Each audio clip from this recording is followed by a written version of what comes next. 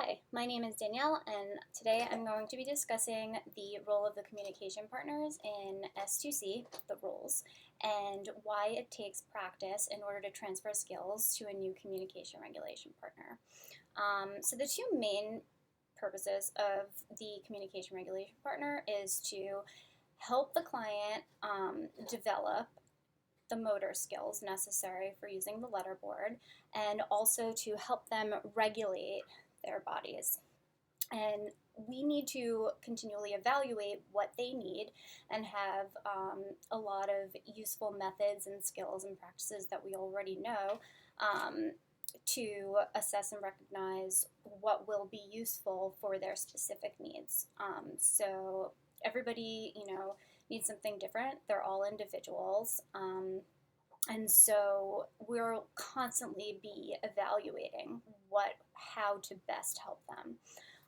This is, of course, most helpful when you already have an established relationship with a client and you know them, you have a familiarity, and so you can kind of figure out, hey, like they're having kind of a tough day today, maybe they didn't get enough sleep. You'll recognize whether something like um, you know, eye contact or poor muscle use in the arm is something that's typical and usual for them, or it's something that needs to be worked on a little more and developed as a skill. And this is why you have to really practice to work with a new client. And when transferring to new partners, a lot of practice has to be put into it because you are familiarizing yourself and building a relationship. And that's really the best way to figure out how to help our clients.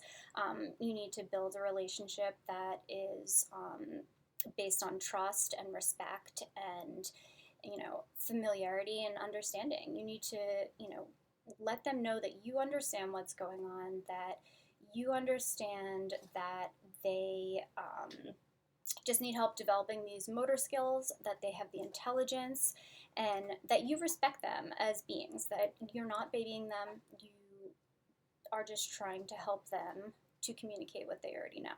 So what we're doing essentially is, in that relationship, a big part of this and the most helpful thing is what?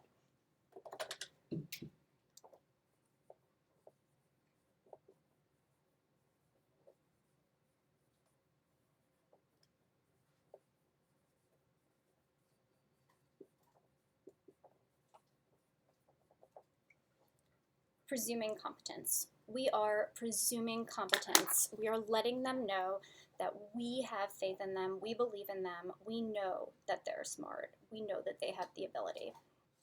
And in doing so, we're creating a trusting relationship where, there's no belittling, everyone's on the same wavelength, and they can communicate to us what they need, and we can have the insight to develop that for them, develop ways to work around that. So familiarity is super important. I know that whenever I am going to be working with somebody new, not in S2C, but in life in general, you constantly have to adjust because everyone has their own way of doing things. Everybody, needs something different when getting to the same goal because we're all individuals, we're all unique.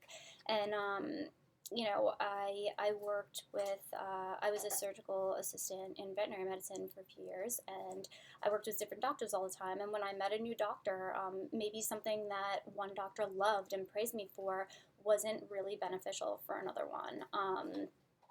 Maybe one wanted me to do a lot of work beforehand and figuring out calculations and medications and do a lot of work for them and then kind of just instruct them. Some doctors needed that kind of prompting, and some others really like to be very in charge and make sure that you were doing the right thing.